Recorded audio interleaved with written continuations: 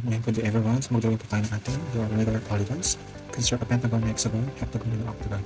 So, una naman natin i-draw yung ating pentagon. So, kahit anong sukat ng circle natin. So, atin natin sila. Ganyan. Then, create tayo ng ating circle. Make sure hindi gumagalaw yung ating compass. Nakikita ba ang ating circle?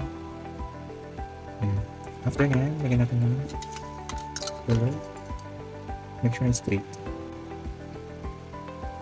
Ayan. Then, i-adjust lang natin siya ng okay, straight po. Tapos another dito.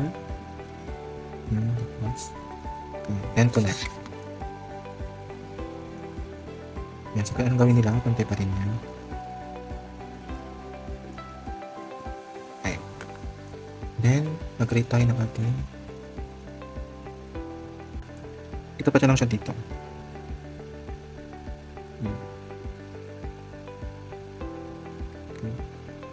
Okay. Tapos, permanent tusok tayo dito. Tapos dito, i-connect lang natin.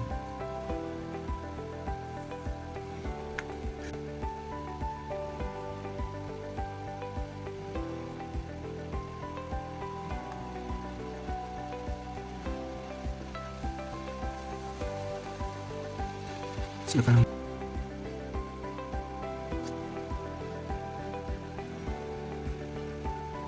tapat lang siya doon. Dito sa may ano. Doon yung sukat niya. Ayan.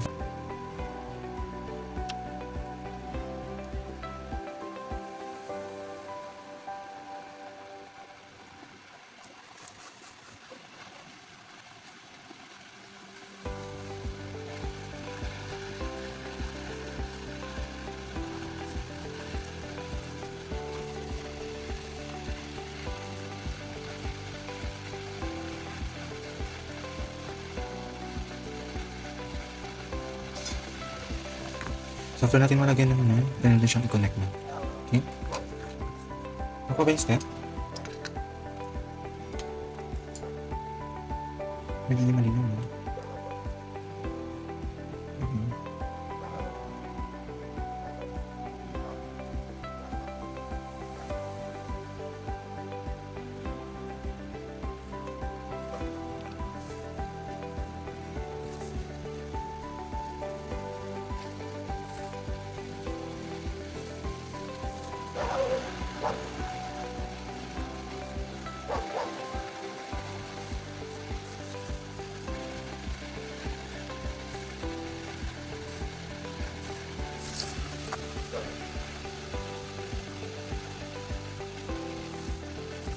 Yun, meron tayong pentagon and square.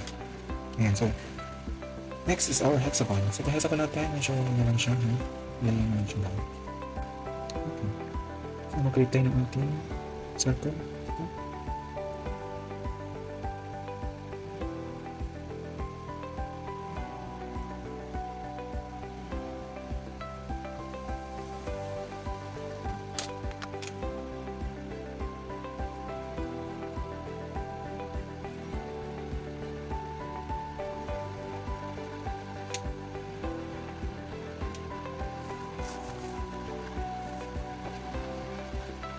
Use triangles para mas makita mo yun. Gawin mo yun. Okay, so ganito lang yun. Igalala natin ito. Dito nyo lang siya dito. So ganyan lang siya. Okay. Yeah. Then, makita lang natin yun.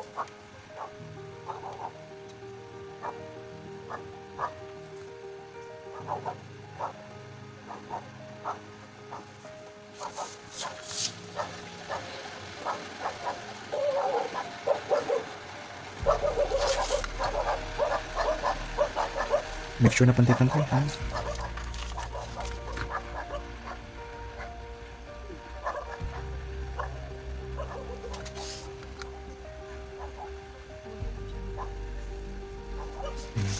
Napakadali ito, ha?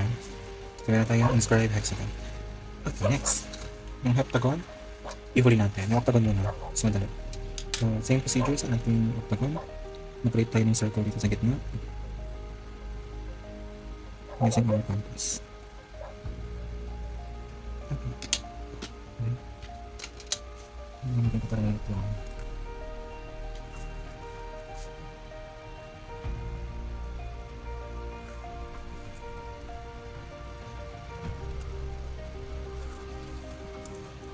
Okay.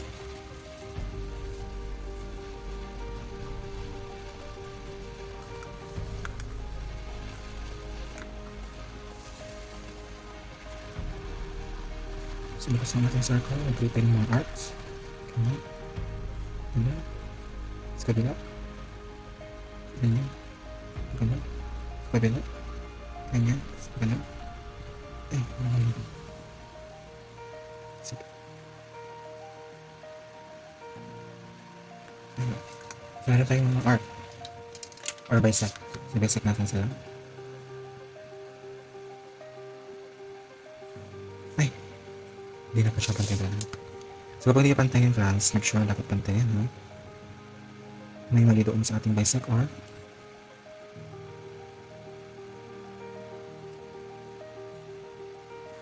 Ayun. So, after nga, gaya tayong 8 sides again dyan. So, lagyan natin ng mga sides. Hmm. Hmm.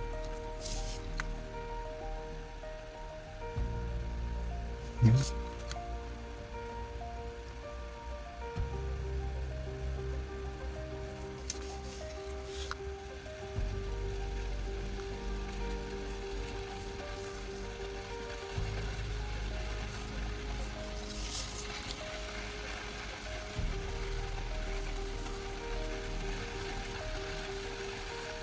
Meron tayong octagon. Bilang natin 1, 2, 3, 4, 5, 6, 7, 8. Octagon. Okay. For our last, our octagon. Ano natin yan? 1, 2, 3, 4, 5, 6, 7. Okay, so si 7 equals natin siya. Dati, yung ginapinagan ko sa inyo is yung hexagon. Ngayon, natin yung octagon. Continue natin. For example, ang ating ano dyan is 7. Tapos natin ng konti. Or 4, 4 plus natin 8. Sige na natin yung 4. Lagyan natin siya dyan ng 9. Kaya hindi natin siya magagamit mamaya. Ayun. So, start tayo na. Kasayos dito ay. Tulukin niya para hindi kayo malito.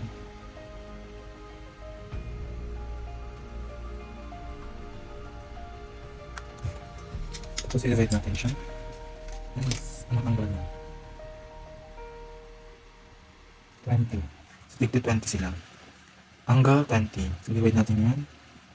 Tapat lang natin sa 19 to 20, 40, 60, 80, 100. 20, 40, 60. So, after nyan, hindi natin ito. Tapat lang natin ito sa gitna. Ganun. Ganun. Ganun. Ganun. Ganyan. Tapos dito. Ganyan. Ganyan. Tapos last one. So, meron tayong 7 equal rays dyan ng ating circle. Okay, after nyan, ang gagawin natin? Bisect, tama. Okay. So, ang gagamitin natin angles or triangles. Okay, sabihin natin yan.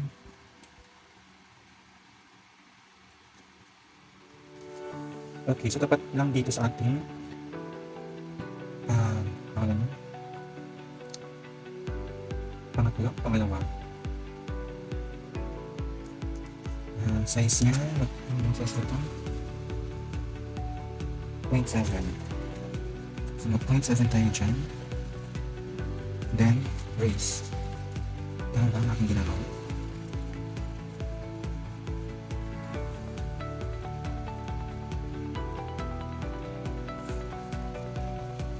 So, dapat lang natin itong bisect natin. Dapat na dito yan. Ayan. So, after natin bisect, nandito na yung point. So, kanina yung sukat natin sa ating compass is 4, tama? 4 4. So, dapat 4 din dito.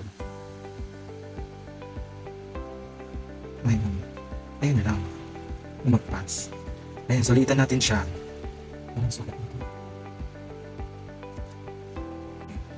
Kung dyan siya na bisect, dito siya na bisect. Dito natin siya kukuha ng dito tayo kukuha ng yung circumscribe natin.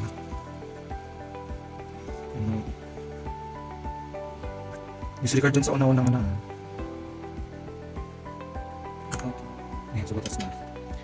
Okay, so extend lang natin yung mga wings para makuha natin.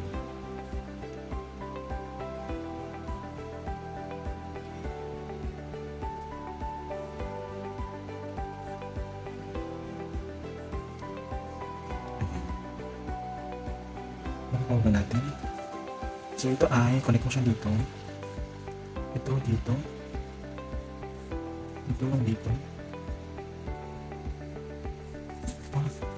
Dito. So ito. Saan mo ito i-connect? Dito. Tama. Okay, tapos. Maraming rings. Dahil na ito, kapag 1, 2, 3, 4, 5, 6, 7. Ayun, so ito na yung pinaka-last. Dito sa baba. Ayan. Tapos balik. So meron tayong circumscribe and hectagon. 7 sides. Kapag naman natin.